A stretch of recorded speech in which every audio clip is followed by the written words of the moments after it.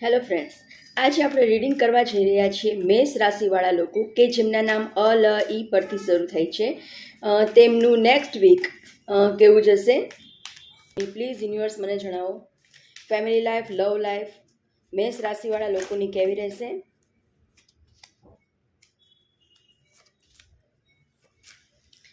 Health કેવી રહેશે મેષ રાશિવાળા લોકોની?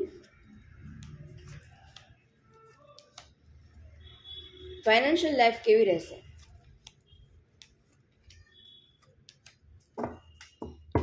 બોટમની એનર્જી આવી ગઈ છે, નાઇટ ઓફ પેન્ટિકલ્સ. ક્યાંક અટવાયેલા દેખાવ છો, કાં તો તમે અટવાયેલા છો, કાં તો તમારા મની અટવાઈ ગયા છે. ક્યાંક ઇન્વેસ્ટમેન્ટ કર્યું છે તો એ સ્ટક થઈ ગયા છે તમારા મની.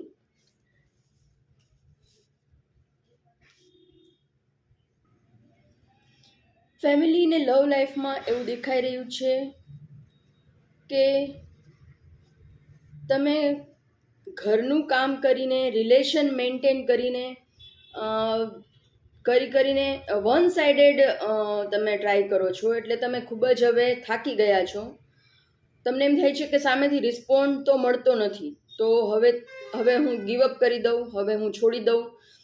બહુ બધું કર્યું છે તમે, ફિઝિકલ વર્ક પણ એટલું કર્યું છે તમે ઘરને સંભાળવા માટે, અને તમે રિલેશનને મેન્ટેન કરવા માટે પણ તમારા પૂરા એફર્ટ તમે લગાવ્યા છે. પણ હવે તમે ફિઝિકલી, મેન્ટલી બંને રીતે થાકી ગયા હો એવું લાગી રહ્યું છે. તમે જૂની યાદોમાં ખોવાયેલા રહો છો કે પહેલાં મારી લાઈફ આવી હતી, પહેલાં અમે આમ એન્જોય કરતા લાઈફને, આટલી સરસ મારી હેલ્થ હતી, હું રિલેશનને ખૂબ જ સરસ રીતે બધાને ખુશ રાખતી, મેન્ટેન કરતી રિલેશનને. પણ જીવનનું કેવું છે કે જીવનમાં ચેન્જ આવ્યા જ કરે છે. રાત પછી દિવસ, દિવસ પછી રાત, સુખ પછી દુઃખ, દુઃખ પછી સુખ.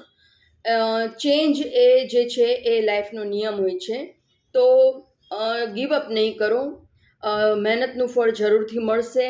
તમે જે લોકોને સરસ રીતે રિલેશન મેન્ટેન કરવા માટે તમે જે થોડું ઘણું જતું કર્યું છે એ સામેવાળી વ્યક્તિને ફીલ થશે, રિયલાઇઝ થશે, અને એ ફરીથી તમારી પાસે એમનો લવનો કપ ઓફર કરશે તમને. તો ગીવઅપ નહીં કરો. તમારી જે મહેનત છે એ બધા જોવે છે, એને માર્ક કરે છે, અને બધાના બેક ઓફ ધ માઇન્ડ એ ચાલતું જ હોય છે. તો જ્યારે એ મેચ્યોર થશે, એમનું મેચ્યોરિટી લેવલ એ તમારા લેવલ ઉપર આવશે, ત્યારે એ તમારી કદર જરૂર કરશે. તો ગીવઅપ નહીં કરો બિલકુલ જ. ફેમિલીને લવ લાઈફમાં એવું તમારું રીડિંગ આ વીકમાં આવી રહ્યું છે. હેલ્થમાં એવું દેખાઈ રહ્યું છે કે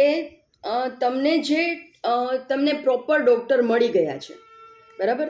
તમારી જે હેલ્થમાં ઇશ્યુ છે એની પ્રોપર ગાઈડન્સ તમને મળી રહી છે. તમે એને એક્સેપ્ટ નથી કરતા.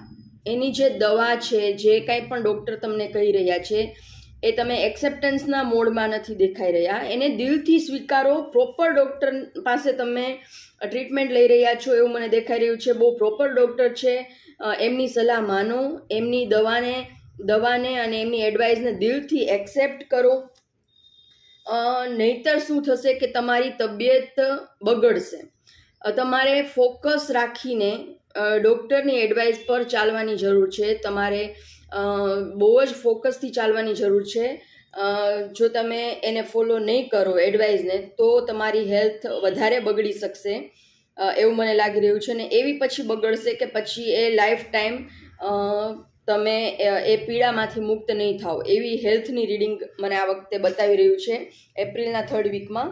ફાઇનાન્શિયલ લાઈફમાં તમને એવું લાગે છે કે મારા મની, બોટમની એનર્જી આવી ગઈ હતી કે સ્ટક છે, તો મારા મની ગયા, મેં જે ઇન્વેસ્ટમેન્ટ કર્યું છે એ ખોટું કરી નાખ્યું, અને હવે તમે લેટ ગો ના ખુશ નથી. તમે આ વ્યક્તિ છે એની પાસે ઘણું બધું છે, પણ એ છતાંય દુઃખી થઈને જતો દેખાઈ રહ્યો છે. મતલબ કે જે છે એમાં ખુશ નથી. એને એક કપ આમાં મિસિંગ છે, તો એ એક કપ એની પાસે નથી, એટલે એ દુઃખી થઈ ડિપ્રેશનમાં આવીને ગીવઅપ કરી રહ્યો છે. તો તમારે લેટ ગો કરવાનું નથી, ગીવઅપ કરવાનું નથી. જે આ પીરિયડ છે, ટાઈમ પીરિયડ છે, એ ગ્રહણનો પીરિયડ છે. 8 નંબરનું કાર્ડ છે, શનિનું કાર્ડ છે. મતલબ કે ડિલે થશે, નો ડાઉટ ડિલે થશે. 8-9 દિવસ તમારા ફાઇનાન્શિયલ લાઈફમાં કદાચ મે બી સારા ન જાય, કદાચ વધારે દિવસો પણ સારા ન જાય, પણ ડિવાઇન આવી ગયા છે. આ ડિવાઇનનો હાથ છે, એ તમારા પર અઢળક ધનની વર્ષા કરી રહ્યા છે.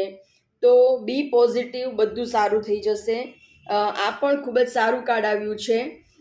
તમે જો બિઝનેસ કરો છો તો તમારા બિઝનેસ પાર્ટનર પણ તમને સેમ લેવલ ઉપર તમને હેલ્પ કરી રહ્યા છે, મહેનત કરી રહ્યા છે. અને જો તમે જોબ કરો છો તો ત્યાં પણ તમને ખૂબ જ માન સન્માન મળી રહ્યું છે, ઇન્ક્રીમેન્ટ મળી રહ્યું છે, બધા તમને એપ્રિસિએટ કરી રહ્યા છે. તો બધું બહુ જ સારું જ છે. ઇન્ક્રીમેન્ટ પણ થશે, બિઝનેસ હશે તો ગ્રોથ પણ થશે. સ્ટક મની છે તો એ પણ જરૂરથી ગ્રોથ સાથે તમને પાછા મળી જશે. તો ટેન્શન લેવાની બિલકુલ જરૂર નથી. તમારે ખાલી જોવાનું છે કે એપ્રિલના 3rd વીકમાં તમારે તમારી હેલ્થ ઉપર ફોકસ કરવાનું છે. એને બિલકુલ જ ઇગ્નોર કરવાની નથી. જે કાંઈ પણ એડવાઇસ દેવામાં આવે એને વ્યવસ્થિત રીતે ફોલો કરવાની છે. યુનિવર્સ પ્લીઝ એક ગાઈડન્સ આપો મારા વ્યુઅર્સ માટે.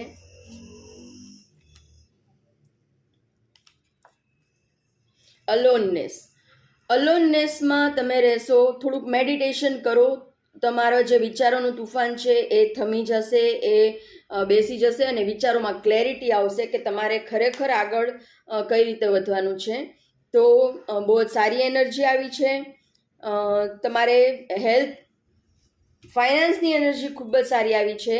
તો ફાઇનાન્સમાં કમેન્ટમાં 888 લખીને આ એનર્જીને જરૂરથી ક્લેમ કરજો, જેથી કરીને આ ડિવાઇન આશીર્વાદ તમને મળે.